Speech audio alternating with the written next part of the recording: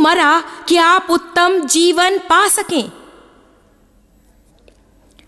आज ही मन में ठान लीजिए कि आप उस चीज को थामेंगे जिसके लिए वो मरा कि आपको थामे। यही पौलुस ने कहा। उसने कहा, मैंने निश्चय किया कि यीशु ने जो मुझे दिलाने के लिए अपना जीवन दिया उसे मैं पकड़ा रहूंगा। यीशु ने आपके लिए कीमत चुकाई कि आप उत्तम जीवन पाए। निर्जन प्रदेश में भटकते हुए आप उसका प्रयास ना करें। मैं चाहती हूं, मैं सोचता हूं, मेरा विचार है, मेरे ख्याल से, मेरे बारे में ही, मैंने ये अपने ढंग से किया।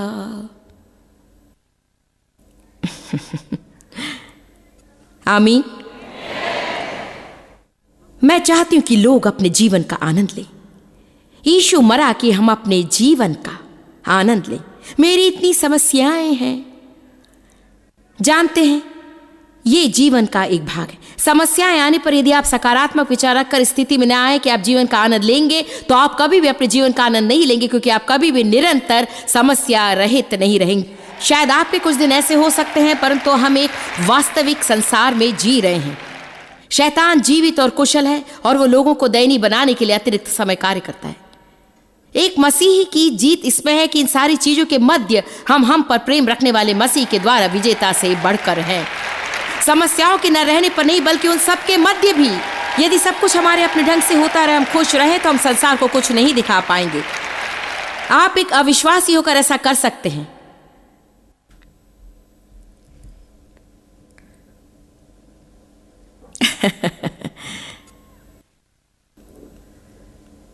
मेरा अनुभव हो रहा है।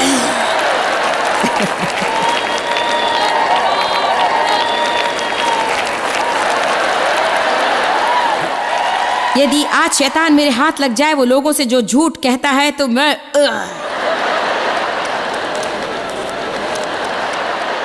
ये आपके पलने का ढंग नहीं है। आपके पास जो धन दौलत है वो नहीं है। ये आपकी ख्याल का रंग नहीं है। ये आपकी शैक्षिक योग्यता नहीं है। ये आपकी मनोभावना है।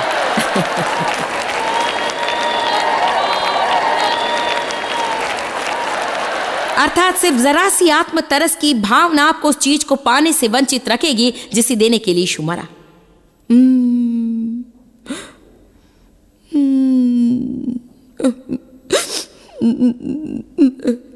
अगली बार जब शैतान आपको अपने आप पर तरस खाने को कहे, तो क्यों ना आप होशियारी से कहें, मैंने जीवन भर ऐसा बहुत कर लिया, मैं दोबारा ऐसा नहीं करूंगी। मैं यहां बैठे बैठे दिन भर अपने आप पर तरस नहीं खाऊंगी जब दूसरे लोग मौज मस्ती कर रहे हो। आमीन। देखिए, मैं अकेली हूं, तो फिर जाकर ऐसे किसी से मिलिए जो अकेली हो। अकेलापन ही शायद आजकल हमारे समाज की सबसे बड़ी समस्या है। यानी लोग बिल्कुल अकेले हैं। कुछ इतने अकेले होते हैं कि खुदकुशी कर लेते हैं, और मुझे इस पर बहुत खेद है। मैं उन पर तरस खाती हूं। यदि आपकी मनोवृत्ति सही हो तो आपको अकेला नहीं रहना होगा।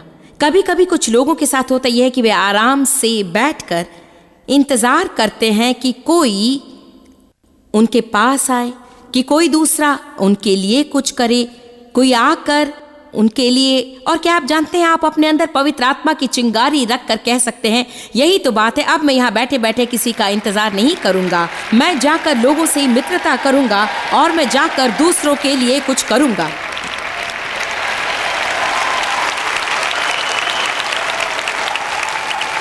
मैं ऐसे लोगों को जानती हूँ जो हर प्रकार के लोगों के बीच रहकर वे अकेले होते हैं। वे चाहे तो उनके साथ मिलकर कुछ कर सकते हैं।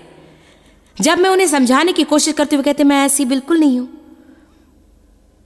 मैं ऐसा नहीं कर सकती, मैं खुद उनके पास नहीं जाती हूं। उसके बाद लंबे समय तक मैं उन्हें खुश करने की जिम्मेदारी लेती रही और अंततः सोचा, जानते क्या, ये मेरा काम नहीं है। मुझे जो अवसर प्राप्त हुआ है वही अवसर आपको भी प्राप्त हुआ है। मुझे ऐसा बहुत कुछ करना पड़ा जो मेरा व्यक्तित्व नहीं था। आमीन। मैं यूं ही प्रभु के पास जाकर ये नहीं कह सकती, खैर जानता है प्रभु वास्तव में बुनियादी तौर पर मैं एक नकारात्मक व्यक्ति हूं, इसलिए सकारात्मक रहने के बारे में ना कहे। सवेरे बिस्तर से उठते ही चिड़चिड़ाहट महसूस करने के कारण वो मुझे विशेष छूट नहीं देता है। मेरे पति गाते हुए जागते हैं, मैं नहीं। मैं अकेले रहने के विचार से उठती हूं। मेरे लिए चाय बनाओ, अच्छी कड़क चाय, और मेरे कमरे के अंदर मत आओ।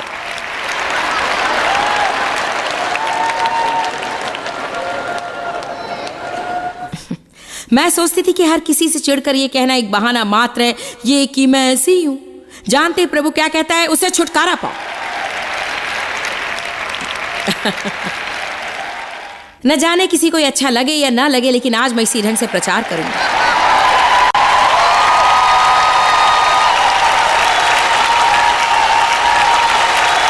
आज न जाने मुझे क्या हो रहा है, मुझे ऐसा लग रहा है कि बाहर दौड़कर कुछ लोगों को झचकोर दूं।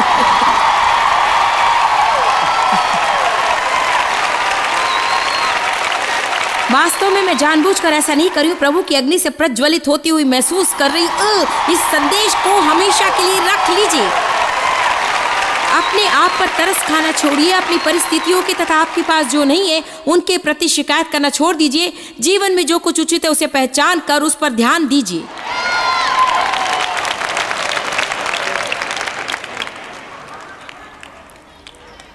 जानते हैं यीशु ने लंगड़े मनुष्य से क्या कहा? उठो।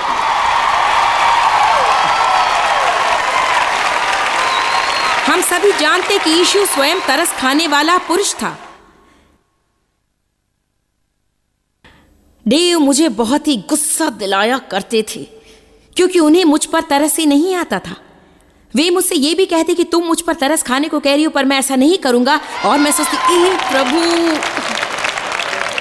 मैं दूसरे कमरे में जाकर सोचती कि ये बहुत ही नीच और घटिया किस्म के निर्दयी मनुष्य हैं। ऐसे मनुष्य को मैंने पहले कभी नहीं देखा।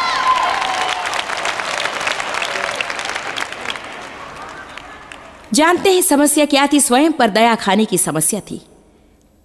ये शुरू हुआ बहुत पहले मेरे बचपन से, जिससे मैं गुजरी थी। अगर देव ने तरस खाया होता तो वे मेरी समस्या को बढ़ावा देते होते।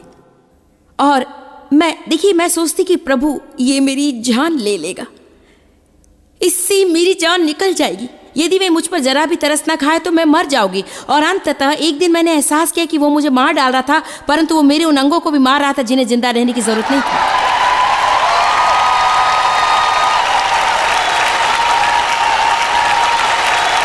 संभवतः प्रभु ने आपके जीवन में आपकी शारीरिकता दूर करने में सहायता देने के लिए किसी को रखा है और आप उन्हें दूर भगाने का प्रयत्न करते हैं।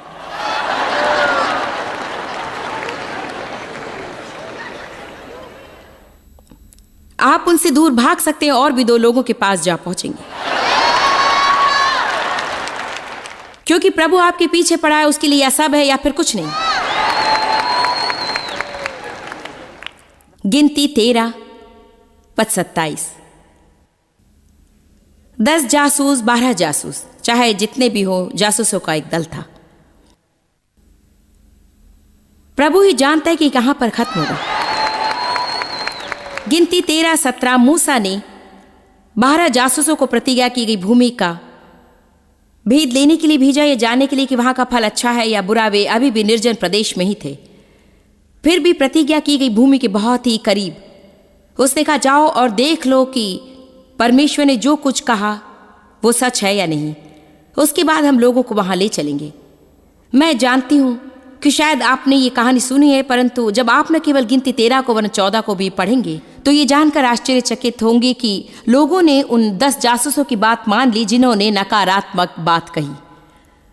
जो लोग वहां रहते हैं उन्होंने मूसा से कहा, वचन 27, जिस देश में तूने हमें भेजा था उसमें सचमुच दूध और मधु की धाराएं बहती हैं और उसकी उपज में से यही है। परंतु यदि आप चाहें तो अपनी बाइबल में इस शब्द को रेखांकित करें, परंतु उस देश के निवासी बलवान हैं और उसके नगर गढ़वाले हैं और बहुत बड़े हैं। और फिर हमने वहां अनाकवंशियों को भी देखा। वे कहते हैं परमेश्वर की बातें सच है, वहां बढ़िया फल है, भूमि उपजाऊ है, परंतु वहां अनाकवंशी रहते हैं। अमालेकी बसे हुए हैं और भी लोगों को वे गिनाते हैं, हित्ती, यबूसी, एमोरी। इस्राएलियों ने सोचा कि ये सभी शत्रु हैं। हाँ, फल बहुत ही बढ़िया है, वचन सच है, भूमि बड़ी उपजाऊ लगती है, परंतु वहां ये सभी लोग हैं। काश अनाकवंशी ना होते। प्रभु जानबूझकर हमारे जीवन में अनाकवंशियों को रखता है, क्योंकि हम योद्धा और विजेता हैं। प्रभु कभी ये नहीं सोचता कि हमारे विरोधी ना हो। आमीन। विरोधी परिस्थितियां हमें अपने विश्वास का प्रयोग करने की क्षमता प्रदान करती हैं और यीशु की सामर्थ को प्रकट करने का अवसर देती हैं। इसका अर्थ ये नहीं कि हम खुद मुसीबत मोल ले लें। फिलहाल आप में से कुछ लोग ऐसी चीजों से गुजर रहे हैं कि आप सोच रहे हैं कि आप उसको सह नहीं सकते। प्रभु को अपना साक्षी रखकर मैं कह सकती हूँ कि यदि आप प्रभु में सदा बढ़ते रहें, आज से 5 साल बाद भी यही आप पर बीतेगी और आप उस पर ध्यान भी नहीं देंगे और परेशान नहीं होंगे। आपका जीवन नहीं बदला, पर आप बदल गए। हम चाहते हैं कि प्रभु हमारा जीवन बदले और वो हमें बदलना चाहता है और उसके लिए हमारे जीवन का प्रयोग करता है।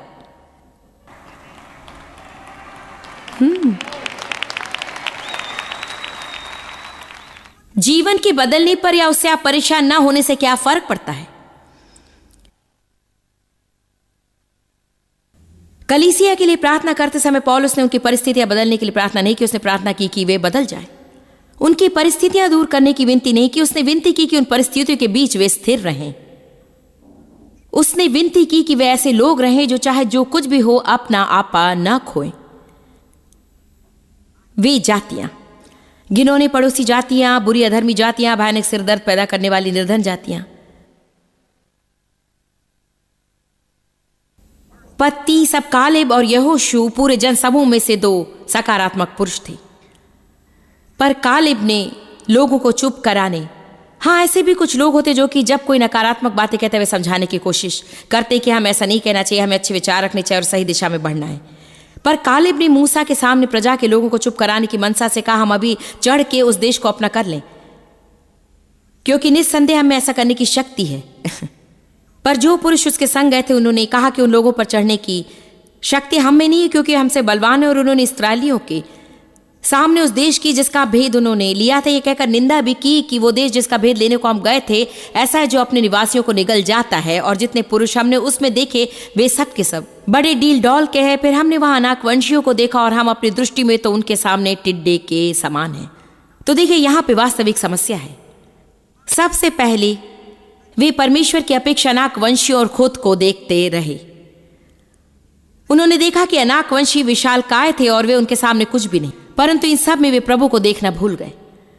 प्रभु चाहता है कि हम अपनी परिस्थितियों को अनदेखा ना करें, न ही उनके अस्तित्व को नकारें, वरन उन्हें हम पर अधिकार न करने दें। क्यों? मेरी नौकरी छूट गई, पर प्रभु 24 साल की उम्र में मेरे पति ने मुझे त्याग दिया, हमारे 2 बच्चे थे, पर प्रभु मेरे जीवन के प्रथम 18 साल मेरा दुष्प्रयोग किया गया, पर प्रभु अच्छी बात है ना, मुझे कॉलेज जाने का अवसर नहीं मिला, पर प्रभु। आमीन। आजकल लोग आपसे कहेंगे अन्यथा आप कॉलेज जाएं आपको अच्छी नौकरी नहीं मिलेगी। खैर मैं नहीं गई, प्रभु ने मुझे अच्छी नौकरी दी।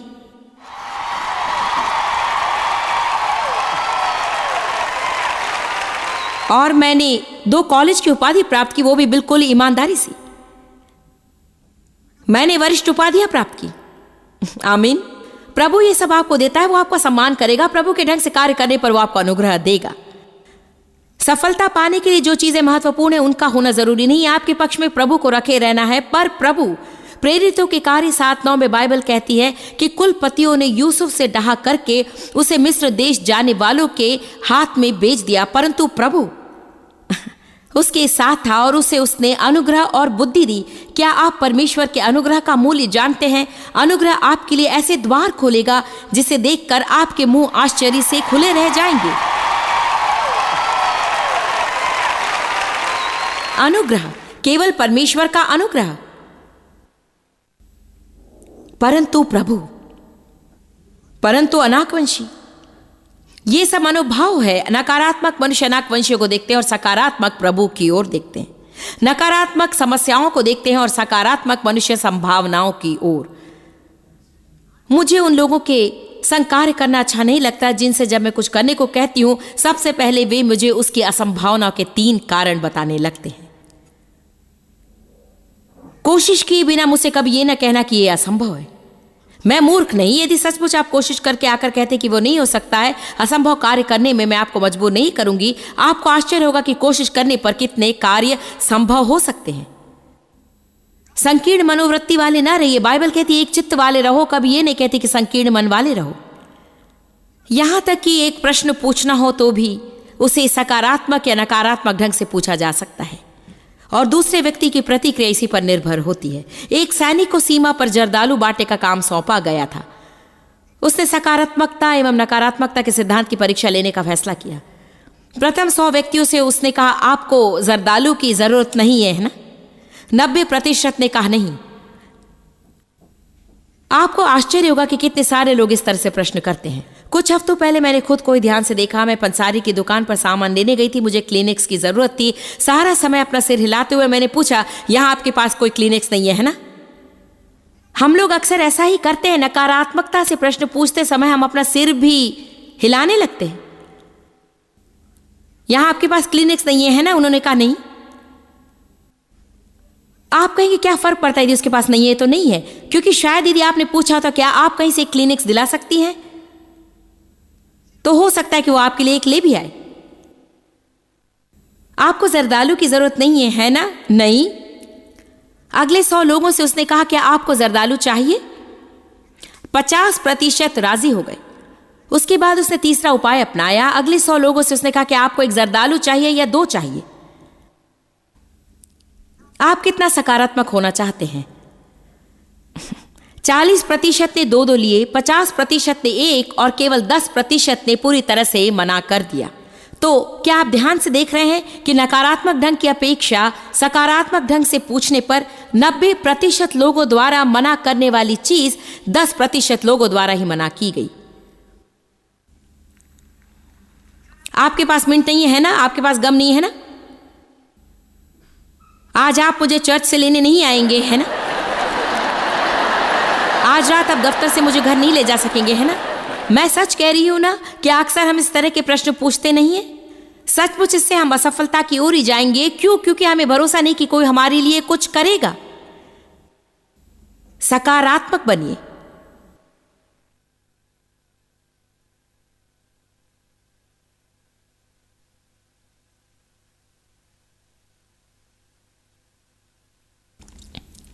एक सिद्धांत चपटे संसार का सिद्धांत कहलाता है, जिसे अधिकांश लोग मानते हैं।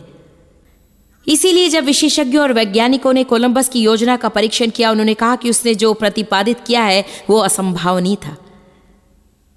कोलंबस का मत था कि पृथ्वी गोल थी। उनका कहना था कि वो चपटी थी, इसलिए वो समुद्र में यात्रा करते करते किनारे में जा गिरेगा। ऐसे कुछ लोग होते हैं जो ये नहीं मानते कि कोई भी कुछ कर सकता है, और कुछ लोग ऐसे भी हैं जो मानते हैं कि केवल वे ही कुछ भी कर सकते हैं। दूसरे शब्द में उनकी ही सोच सबसे श्रेष्ठ है, परंतु यदि कोई दूसरा राय बताए तो वो बुरा है। इसे ध्यान से सुनिए। थॉमस एडिसन, जिसने टेलीग्राफ, फोनोग्राफ, बिजली का बल्ब और संपूर्ण बिजली संबंधी पद्धति का आविष्कार किया, वो भी बिजली की उत्पत्ति से लेकर पावर प्लांट जो 1300 US पेटेंट का था, उसने कहा बोलने वाले चित्र कभी लोकप्रिय नहीं होंगे। कोई भी मूवी स्क्रीन से आने वाली आवाज पर ध्यान नहीं देगा। उसने कोशिश की कि हेनरी फोर्ड को मोटर कार का आविष्कार करने से रोके। उसने कहा, हेनरी तुम अपने इस विचार को दूर रखकर मेरे संग आकर ऐसे काम में लग जाओ जो कि सचमुच मूल्यवान है। बेंजामिन फ्रैंकलिन से विशेषज्ञों ने कहा कि वो बिजली संबंधी अध्ययन करने की मूर्खता को छोड़ दे, और मैडम क्यूरी से विशेषज्ञों ने रेडियम संबंधी अपने असंभावनीय वैज्ञानिक विचारों को भूल जाने को कहा। ऐसे अनेक उदाहरण है। विषय यह है कि यदि आप सचमुच कोई महान कार्य करना चाहते हैं, कोई बड़ा काम, तो सबसे पहले आपको अपने नकारात्मक विचारों को दूर कर देना होगा। साथ ही आपको मना करने वालों से दूर रहना होगा। देखिए, शैतान कई लोगों को आपके खिलाफ बातें करने को उकसाएगा ताकि आपको अपना काम करने से रोक सके और आप सफल न हो सके, और यदि आप सफल भी हो तो आपका इससे कोई फायदा नहीं होगा।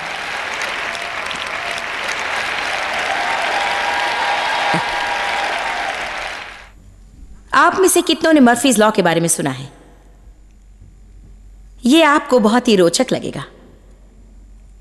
सर्वप्रथम ये मर्फी कौन था, किसी को नहीं पता। संसार मर्फी के नियम के अंतर्गत जीता है और शर्त लगाती हूं कि कोई भी सिपाही मेरे, क्योंकि मैंने इसकी जानकारी हासिल की, नहीं जानता कि ये मर्फी कौन था। तो मैंने किताबें पढ़ी और ये व्यक्ति, ये बहुत ही पुरानी बात नहीं है, उसका नाम था कैप्टन एडवर्ड ए मर्फी। उसने एक कथन कहा था एयरफोर्स के एक प्रोजेक्ट के दौरान। वो एक तकनीकी व्यक्ति के साथ काम कर रहा था, उसने कुछ गलती की, मर्फी को क्रोध आ गया। मर्फी ने कहा कि अगर कुछ भी गलत किया जा सकता है तो तुम गलत ही करोगे। तो देखिए, इससे हमें पता लगता है मर्फी के नियम के सिद्धांत के बारे में, जो स्पष्टतः कहता है। मैंने अध्ययन के बाद पता लगाया, मर्फी लॉ कहता है, मैंने इसे इंटरनेट पर पाया, जितना दिखता है उतना कुछ सरल नहीं होता है। हमारी आशा से ज्यादा चीजों में समय लगता है और कुछ गलत होना हो तो होगा, और वो भी बुरे समय में। संसार ऐसे ही जीता है। जानते हैं, संसार के अधिकांश लोग जो असफल हैं, ऐसी ही सोच के तहत जीते हैं, चाहे वो मसीही हैं या नहीं है। प्रभु सकारात्मक विचार वाला है और उसने आपके लिए अच्छा जीवन खरीदा है, लेकिन नकारात्मक होने पर वो आपको कभी भी नहीं मिलने वाला है। आपको एक बात बताती हूं, आप में से कईयों को लत पड़ गई है नकारात्मकता की। आप में बुरी आदतें हैं और मेरे एक संदेश से आपका भला नहीं होने वाला है, और ये मेरे प्रचारों की गठरी में से एक तिनके के बराबर है। मैं आपकी समझ को खोलना चाहती हूँ, परंतु आपको प्रार्थना करनी होगी, इस क्षेत्र में अध्ययन करना होगा और पढ़कर सकारात्मक साक्ष्य की सूची तैयार करनी होगी। शायद आपको घर के चारों ओर 2 या 3 बार इन सकारात्मक चीजों को जोर से कहते चक्कर काटने पड़ेंगे, क्योंकि शैतान लोगों को जाल में फांसता है और आपको उसे बाहर आना है। हर एक साक्ष्य जो आपने सुना या अपने वीडियो स्क्रीन पर देखा, लोगों ने कहा कि वो बिल्कुल भी आसान नहीं था। देखिए, हमें इस मनोदशा से बाहर आना है कि सब कुछ आसान है। इस्राएलियों के मन में यही गलत मनोदशा थी। ये बहुत कठिन है, कोई से मेरे लिए करे। देखिए, थॉमस नकारात्मक सोच वाला था, लेकिन इस पर कोई किताब नहीं है। मुझे बाइबल में थॉमस की किताब के बारे में लेख नहीं मिला।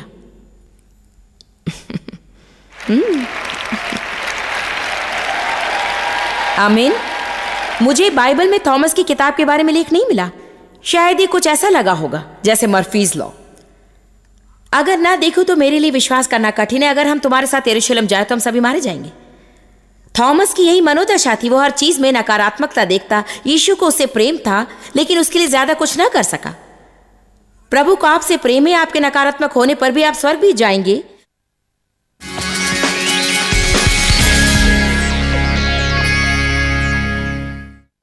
जीवन के प्रति नया दृष्टिकोण रखने के विषय में फिलहाल इस कार्यक्रम में मैं जो उपदेश दे रही हूं, वे आपके लिए लाभप्रद होंगे और आपको धन्य करेंगे। परंतु आपके जीवन में वास्तव में परिवर्तन देखना चाहे तो आपको भी ये प्रतिज्ञा करनी होगी कि आप अपनी मनोवृत्ति के लिए प्रार्थना करने में अतिरिक्त समय लगाएंगे और अपनी मनोवृत्ति का अध्ययन करके प्रभु से पूछेंगे कि आपके जीवन के किस पहलू में परिवर्तन लाया जा सकता है, ताकि आपकी मनोवृत्ति उस मनोवृत्ति से मेल खाए जिसकी वो आपसे उम्मीद करता है। हम जितना अधिक निवेश करते हैं उतना ही अधिक पाते हैं। आराम से बैठकर कार्यक्रम देखना और उपदेशों को सुनना आसान है, परंतु वो और भी बढ़िया होगा यदि आप उत्तम मनोवृत्तियां बनाए रखने के लिए इस महीने कुछ अतिरिक्त कार्य करें। एक चीज जो आप कर सकते हैं कि हमारे वेबसाइट को देखें, क्योंकि हर महीने हम वेबसाइट में कुछ विशेष बातें प्रस्तुत करते हैं जो उत्तम मनोवृत्ति पाने में तथा जीवन के प्रति उत्तम दृष्टिकोण रखने में मददगार होंगी। मैं आपसे प्रेम करती हूँ। प्रभु आशीष दे।